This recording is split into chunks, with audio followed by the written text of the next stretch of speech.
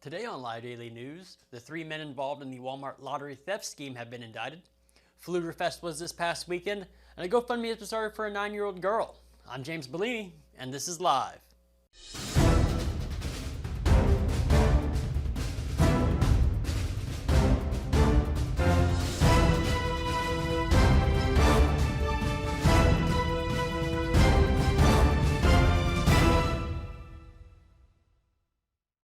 We'll get to the news in a minute, but first, Wednesday evening is for business networking in San Angelo. The crew from ERA Newland and Company, San Angelo Live, and the ArcLight Bar and Grill invite you to an early evening of business networking.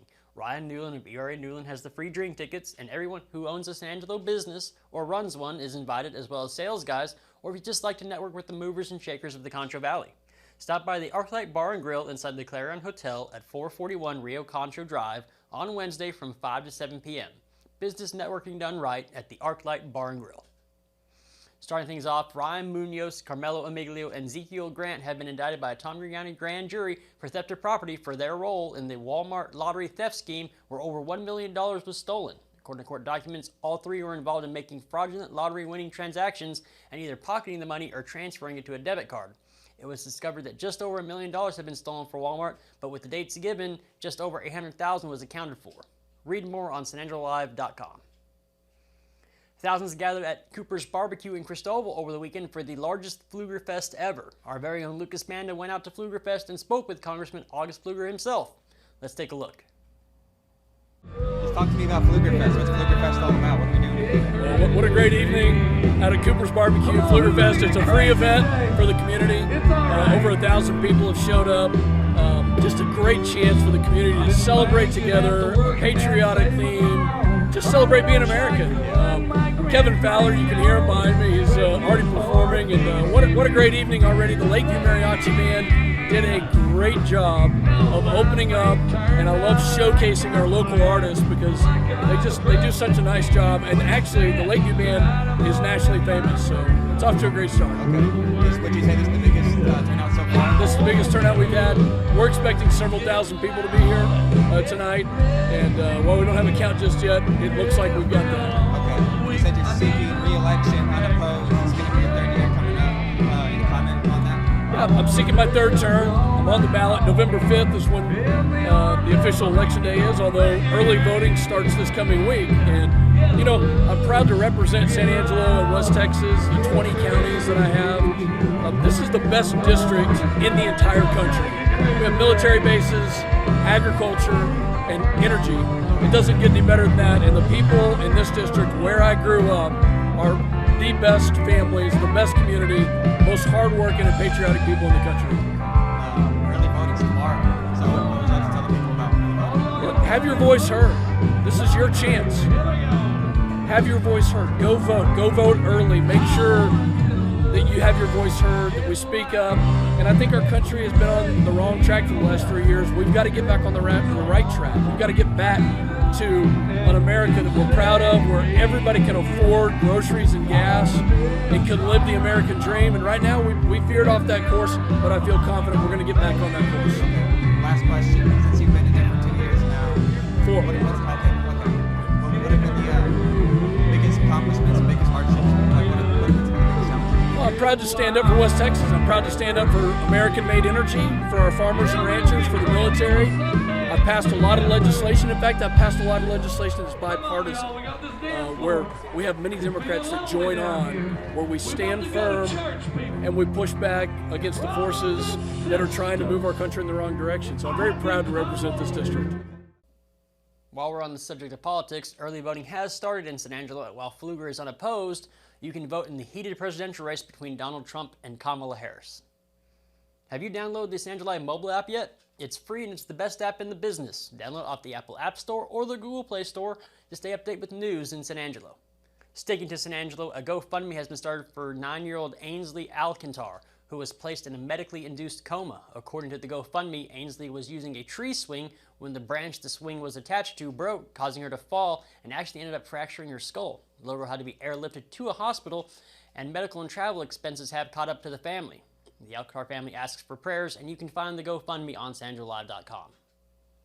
Into weather, I hope you enjoyed the cool weather because it looks like it's back up into the 90s. This week right now it's 82 degrees outside with a high of 84 and a low tonight at 61. Tomorrow the sun will bust through the clouds eventually and the high will be 88, and tomorrow the low is right down around 60. Then on Wednesday the high reaches 90 degrees, and then Wednesday night it does hit 60 again. There is no rain in the forecast at the moment, and winds will be calm over the next few days. When we come back, Bobcats head coach Mark Smith talks about their upcoming game against Odessa, and then Fagner Rocha with ASU is in studio. But first, a word from the Bass Bunch. $59,999 for a new Ford Expedition XLT. Get a full-size 3-row seating SUV for the family that needs a lot of room. Equipped with a moonroof, second-row captain seats, along with many more features, make it the absolute perfect SUV. You can only get deals like this at Jim Bass Ford, Houston Hart and Arden Road, or shop 24/7 at bassbunch.com, or use this QR code. Yep, the one on my shirt. All right, Coach, obviously, tough loss. Things went the other way, but you guys obviously played a hell of a game. I just want to say hats off to that and the performance for the guys. Just want your overall thoughts at the performance that you guys put up.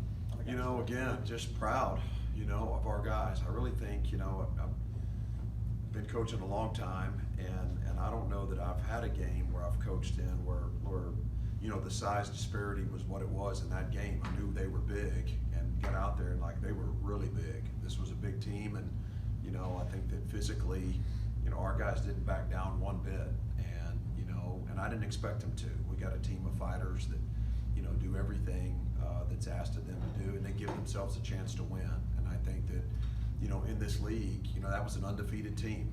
They were 6-0, and we're right there, just a hair away from winning that game. And a couple things happen, and we do win the game. And same scenario the week before with another really good team. And that's what this league is, though. If you look at it top to bottom, I think that you see everybody within about a touchdown of everybody else, and it's just a handful of plays that make the difference. That's been my focus with the team from Saturday morning when we were up here to this morning in practice. That, man, we just gotta make sure that we understand the game comes down to a very few plays, and you don't know when those plays are going to happen, but we got to make sure that we take advantage of those opportunities when we have them and turn them into positives for us. And we're close. We're really close, and I appreciate the comments, but I'm also weary of saying that, that we're close. I knew that this team was capable, and I just needed to see, that this team had the fight in it, that I knew that they did, and they've demonstrated that. And so, now we just need to kind of get over that hump. Yeah, you faced another team that really likes to run the football, really physical team this week in Midland High. Kind of what are you expecting to see this week, and kind of how do you want your team to respond? Well, they're definitely going to make you fit the run, for sure, and that's what this team is built for. That we're playing, and they do it very well. In terms of scheme and personnel, they're very talented at both, and this team is averaging in the 50s, I believe, with points per game, and and a team that predominantly runs the ball. To do that, you're doing it very well. This isn't a slow the pace of the game down, ball control type team. They're going to get up there and they're going to run. They create explosive plays in the run game, and that's what they do.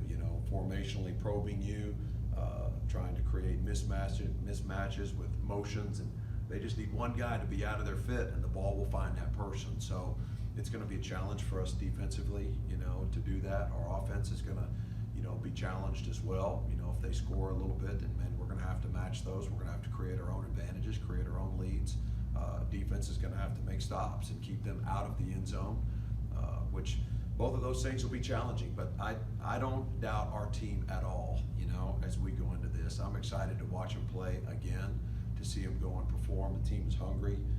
They're motivated. Bad case of the want-tos has spread throughout the locker room, and this team knows how good we're capable of being, but they also know we got to just turn it up a little bit more in certain situations to be able to see the outcome in our favor.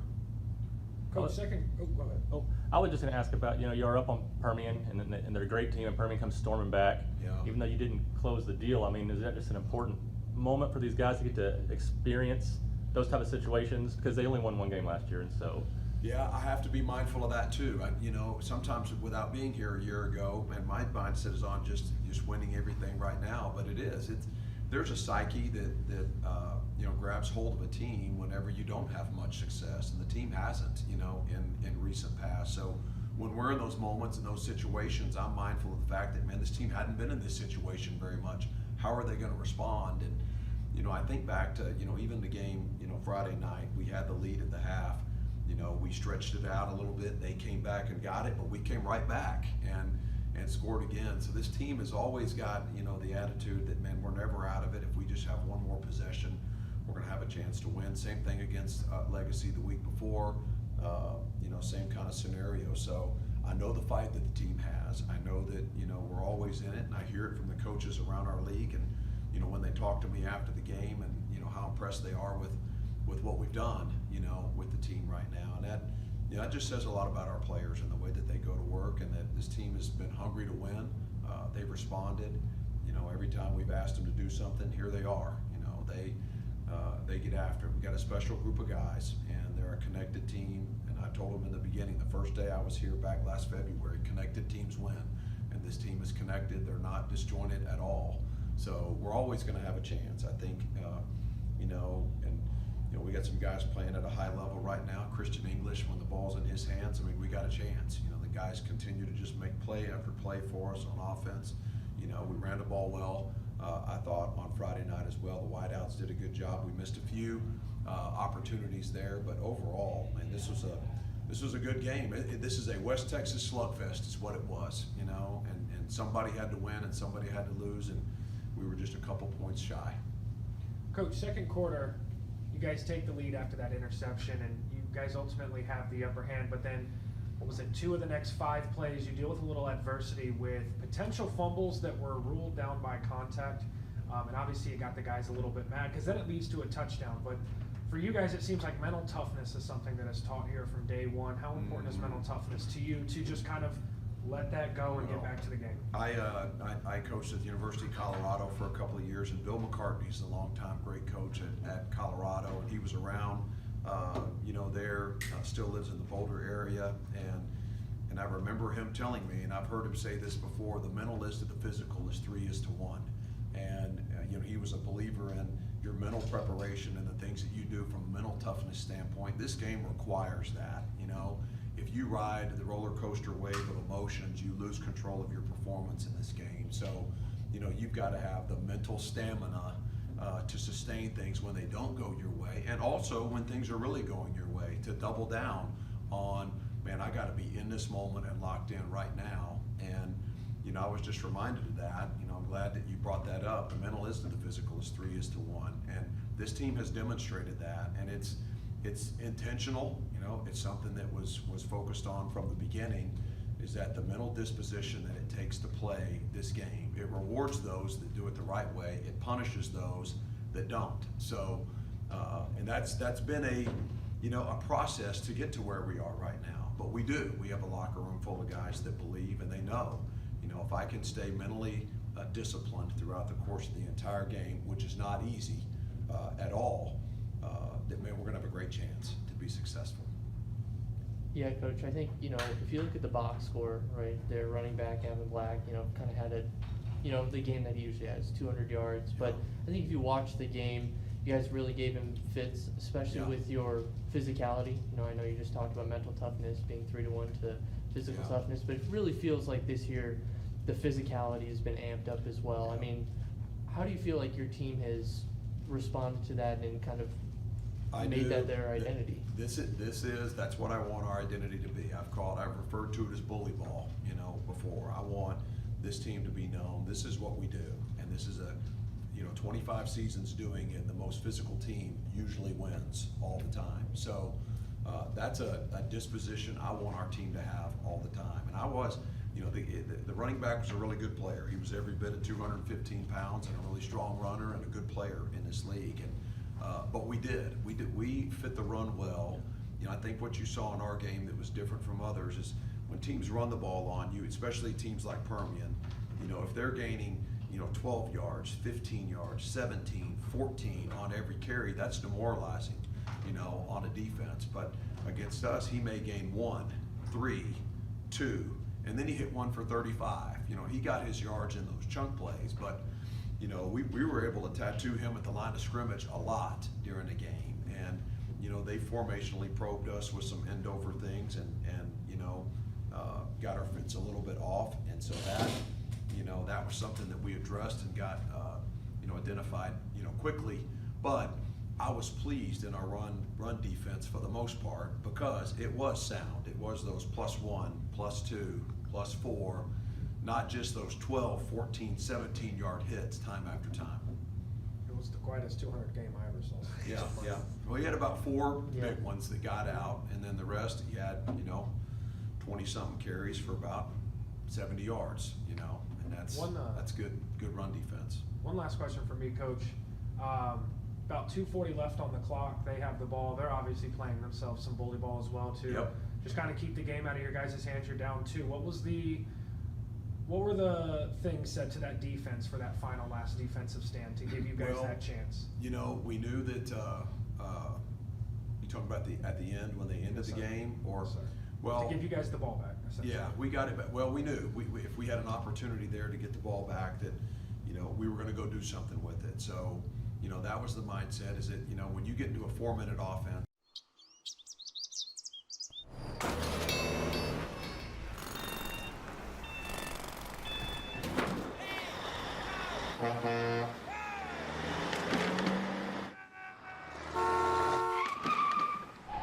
It's hard to believe how reckless some people can be and how hard they fight against real victims. You need a partner who consistently beats the Giants and who will never, ever flinch.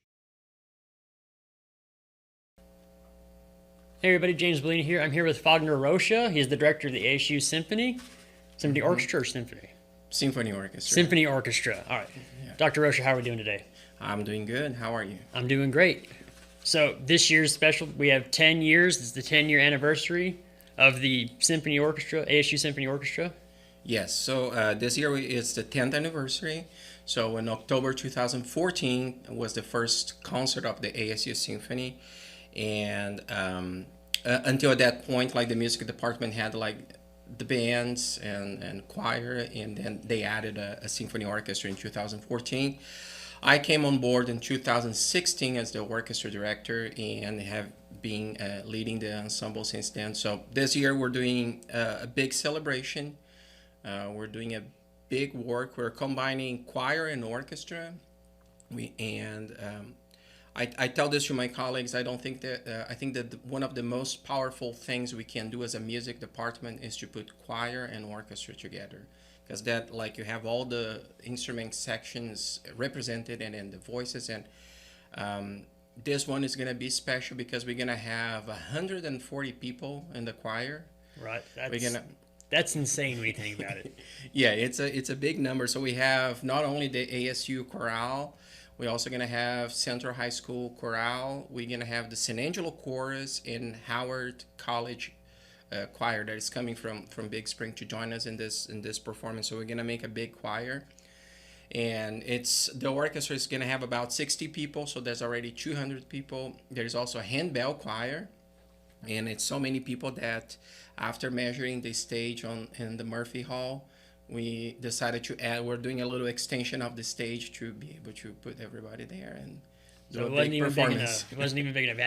Had to add more room. Yes. Yeah. Was there anybody you want to highlight that is going to be maybe soloist or anything there? Well, we have 2 soloists. One is Dr. Jessica Posada. She teaches in Eastern New Mexico University. She's a soprano. She's coming to do one of the solos. And Dr. David Grogan, coming from UT Arlington, he is a baritone. But I think the big highlight of this event is that we're bringing Dan Forrest, which is the composer. Like, he composed this work, and we did a work of his years ago called Requiem for the Living, and it was, in my opinion, was the highlight of this 10 years was that performance. And I wanted to redo the work, and I reached out to him, say, hey, would you come to town if it's 10 years of ASU Symphony, and we want to redo the Requiem. And he said, like, would you consider doing a new work that I'm composing right now? And he sent me some drafts, and I said yes. And So Danforth is coming to town, and in choral music, he's a big deal, and he's known worldwide for his arrangements and in his original compositions. In the orchestral world, like it's a hit and miss. Some people know because they played with choir. So and it's a large choral work for choir and orchestra, and I'm very excited that he's gonna be here, and he's gonna do a lecture at ASU on Friday morning, and he's going to share a lot with the students, and of course be present at the final rehearsals and at the performance, of course. Yeah. And do y'all all have to get together to practice this, or do y'all practice this individually and it all just comes together? So yeah, it's a big puzzle to put this all together. But so in large choral works like this one, nowadays we have like rehearsal tracks. So each choir receive their rehearsal tracks, and then they're rehearsing separately. The ASU Symphony, we rehearse Tuesdays and Thursdays in the afternoon at ASU, and since the ASU chorale is in the house, so we've done, last week we did all the movements. It's 12 movements. The work takes about an hour and 20 minutes to perform. Okay. So we divided in 2 days. So we did 6 movements and other 6 movements. And so we've done a run through of everything with the ASU chorale, and then the other choirs that will join us will just join us next week. We'll have a Thursday, Friday, Saturday rehearsals and performance on Sunday. All right. And you said Dr. Forrest coming. Is he coming in to give a lecture tomorrow, or is this next Friday? No, he's gonna come on. Thursday, October 24th, evening, and then on the 25th, which is next Friday, he's gonna give a lecture at 10 a.m. at the Meyer Museum at ASU. Okay. And in the afternoon, then we have our first rehearsal at the Murphy Performance Hall, and he's gonna be there, like fine tuning what we're doing, and then giving his comments, and I think it's gonna be a joy to have him. And like I always think that in the classical music world, like there's been like maybe a 100 years old shift into like the performer. Like people go to school to be the performer, to play better their instrument, and I always like and I still want to see more of a shift to the composer. In Beethoven's time, he was a great pianist, but the peak of musical achievement was to be a composer. And that was what he strived for, and I'm happy we're bringing one to town, and he's a great one, and I think the audience will enjoy and love the work. All right, so this is taking place at the Murphy Performance Hall downtown on College Street on October 27th. What time does it start? Is it for how much does it cost to get in?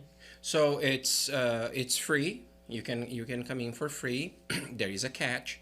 You have to go to the sanangelopac.org website, or just Google San Angelo Performing Arts Center, and you got to reserve a seat because we're expecting high traffic, and I think people rather know where they're sitting than trying to assign seats for everybody, and that way they can all sit together. So you go to sanangelopac.org, reserve a ticket. It's free, and concert starts at 7 p.m. Dan Forrest is going to do a pre-concert talk at 6:30. He's going to talk about the work so if you want to hear him from the composer, come 30 minutes earlier. But at 5:30, which is an hour and a half earlier, we're going to do an anniversary reception in the lobby. Okay. So there will be, they're going to surprise me. I delegated to other people to organize, but you're pretty busy right now. Yeah. So they are there's a group at ASU called FAME, Friends of Arts and Music Education, and it's a group of people that raise funds for the arts, and it's so they are organizing the reception. And so 5:30 reception, 6:30 concert.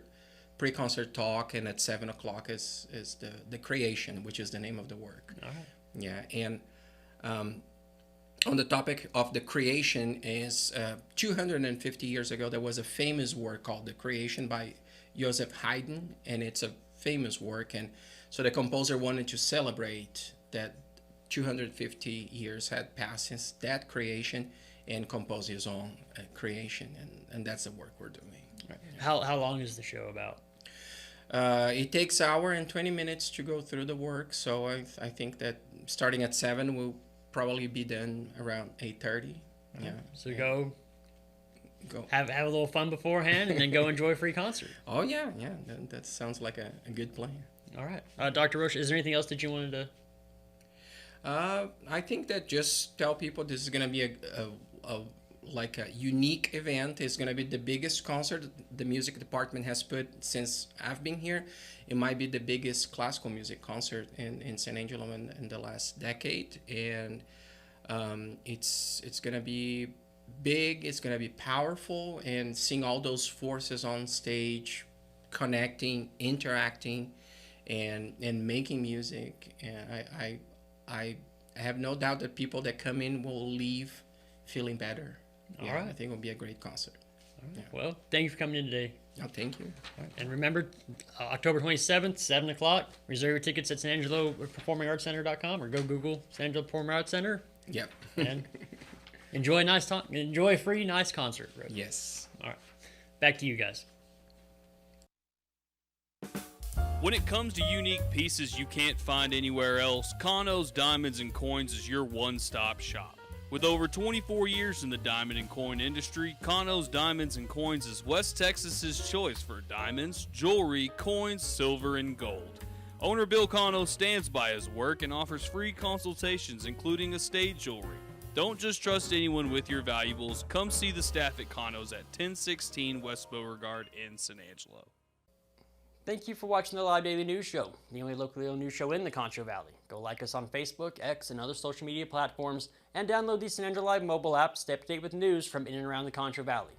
Thanks again, and we'll see you back.